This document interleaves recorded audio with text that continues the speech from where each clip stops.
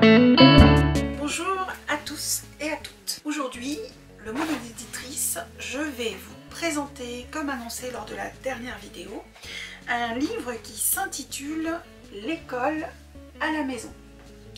En sous-titre, des pistes pour apprendre autrement. Alors, ce livre a été écrit par une maman ancienne enseignante, Isalise, qui a été formée donc pour devenir enseignante avant de décider d'instruire elle-même ses enfants en famille. Et depuis une dizaine d'années, elle accompagne de nombreuses familles et de nombreux enfants. Elle a beaucoup expérimenté et échangé pour permettre aux enfants d'apprendre dans les meilleures conditions possibles. Ce livre, c'est une mine d'informations. Voilà. Je vais vous lire dans un premier temps la 4e de couverture. Faire l'école à la maison, vous vous interrogez, vous y pensez de plus en plus ou vous l'avez déjà décidé? Ce livre est fait pour vous. Clair et détaillé, il répondra à toutes vos questions pratiques ou pédagogiques. Quel est le cadre légal? Comment s'organiser? Que proposer à son enfant pour qu'il apprenne de manière vivante et motivante? Comment garder du temps pour soi? Cette synthèse vous donnera des pistes d'apprentissage concrètes, accessibles, efficaces, en mathématiques, en français, en histoire, en langue ou en sciences. Vous y trouverez des ressources et des exemples pratiques où vous piocherez votre solution familiale. Donc, ce livre a été entièrement remis à jour lors de la réédition en 2017 avec toutes les nouveautés institutionnelles et il sera ainsi régulièrement mis à jour au fur et à mesure des modifications. Alors, comment se présente-t-il et pourquoi est-il aussi intéressant? On a une toute première partie qui parle de la législation, le cadre légal, qui reprend également toutes les étapes pour déclarer son enfant en instruction en famille et qui explique quelles peuvent être les raisons pour faire ce choix. On va parler aussi de toutes les questions qu'on peut se poser. Est-ce que je dois arrêter de travailler? Doit-on avoir un certain budget pour le faire, etc. Donc elle va vraiment aller vous chercher des réponses à toutes les questions possibles et inimaginables qu'on peut se poser. Faut-il prévoir un emploi du temps, un horaire fixe? Elle donne elle-même ses propres astuces. Faut-il suivre un programme? A-t-on des vacances ou non? Faut-il un diplôme pour instruire son enfant? Quelles sont les différentes méthodes ou approches possibles? Voilà, je vous donne là un certain nombre de questions auxquelles elle répond. Et enfin, le dernier sujet, c'est notre libre schooling. Ensuite, dans la deuxième partie, voilà comment ça se présente. Donc vous avez le texte, le chapitre qui, ici, on voit en haut une espèce de table des matières sous forme d'onglet avec les différentes matières abordées. Donc on a actuellement le français, on est sur la matière du français, mais après on aura maths,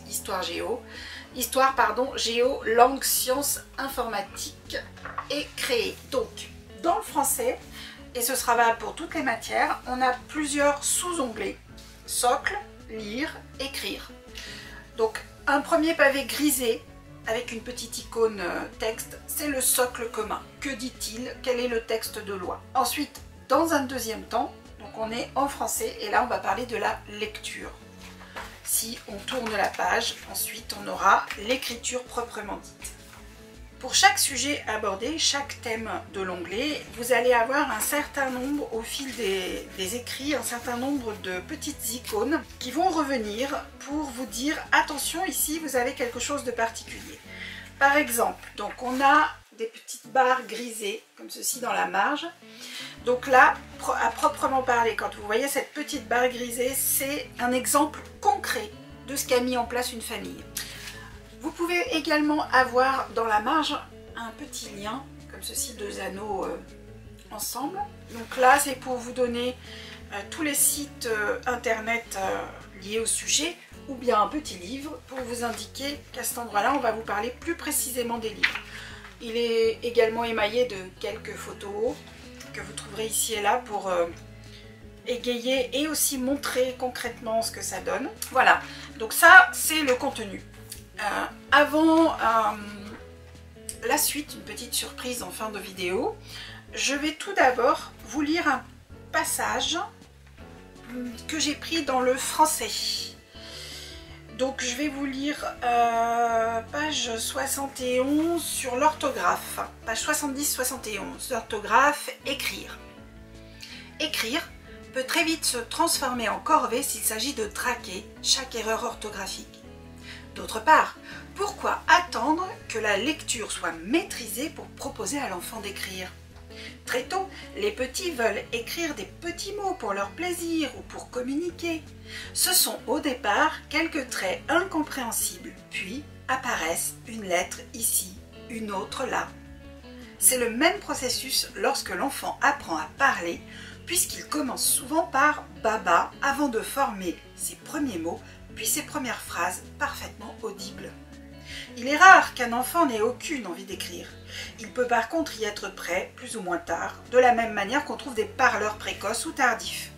Par contre, il est fréquent qu'un enfant se plaigne des lignes imposées.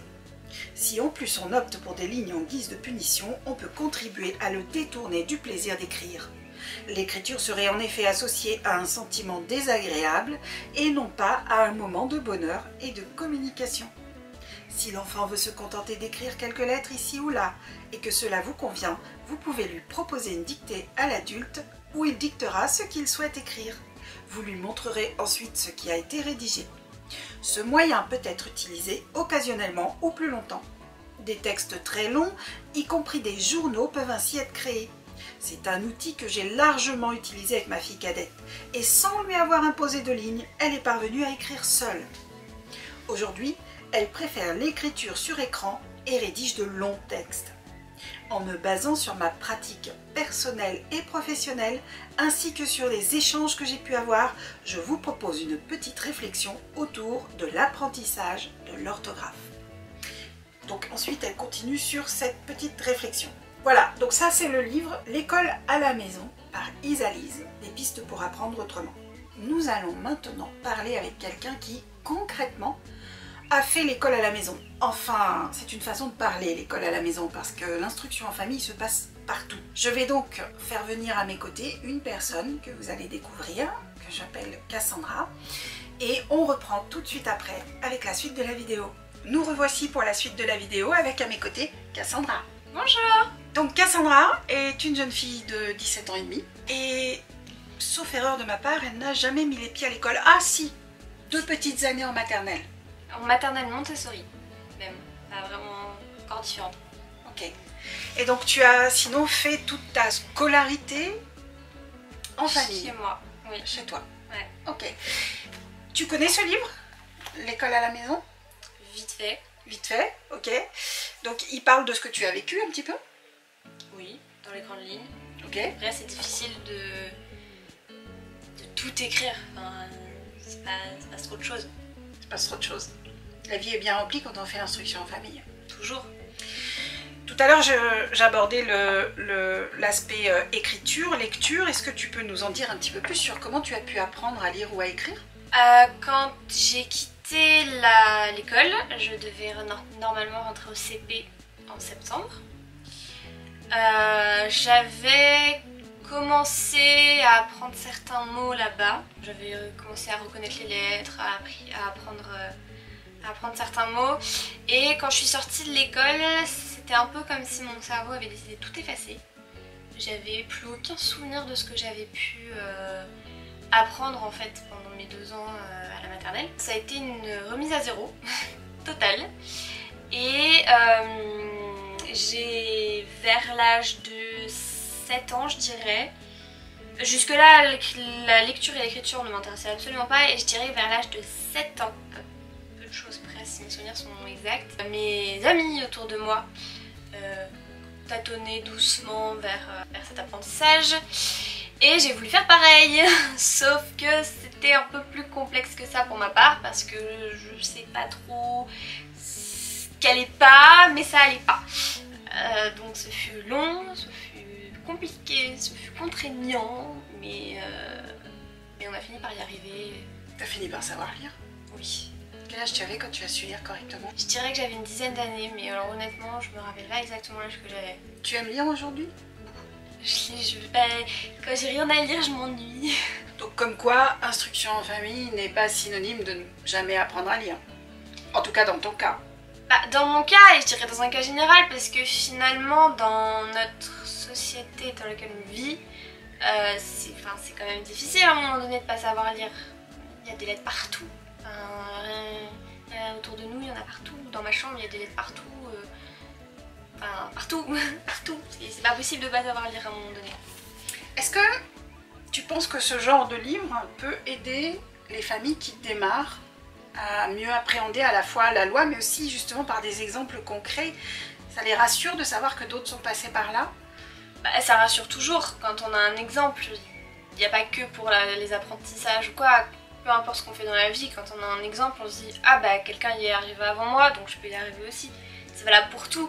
C'est valable en danse, c'est valable en dessin. La force de l'exemple. C'est valable pour tout et c'est vrai qu'en général les familles qui commencent, moi la première d'ailleurs, quand on commence on a tendance à se dire que ben on va faire comme à l'école. Donc on va mettre des choses en place pour faire comme si on était à l'école. Elles démarrent toutes comme ça, la plupart. Globalement. Et après... Parce que finalement ça rassure, puisqu'on connaît déjà. Oui. On connaît déjà. Tu as démarré comme ça? Oui. Et ça s'est arrêté à un moment donné? Oui, parce que ça me convenait pas. Ça convient sûrement à certaines personnes, hein, mais moi ça me convenait pas. J'y arrivais pas et donc on a fini par arrêter. Merci beaucoup pour ton témoignage, Cassandra. Alors, je voudrais préciser que derrière tout ce qui se passe sur Instagram ou sur Snapchat, il y a deux jeunes filles. Cassandra, donc, ici, qui gère le compte Instagram quasiment en totalité, avec son amie Oriane, qui n'est pas là aujourd'hui, mais qu'on aura sûrement le plaisir un jour de vous montrer à l'écran. Donc ce sont ces deux jeunes filles qui gèrent tous les réseaux sociaux, notamment Instagram, Snapchat, et puis peut-être un peu Facebook, on va y venir. Voilà, donc sachez que derrière les petites mains qui travaillent, ce sont elles. Alors je propose qu'on termine pour aujourd'hui, en vous souhaitant de découvrir, si vous souhaitez, ce livre en suivant le lien qui sera présent juste en dessous dans les commentaires.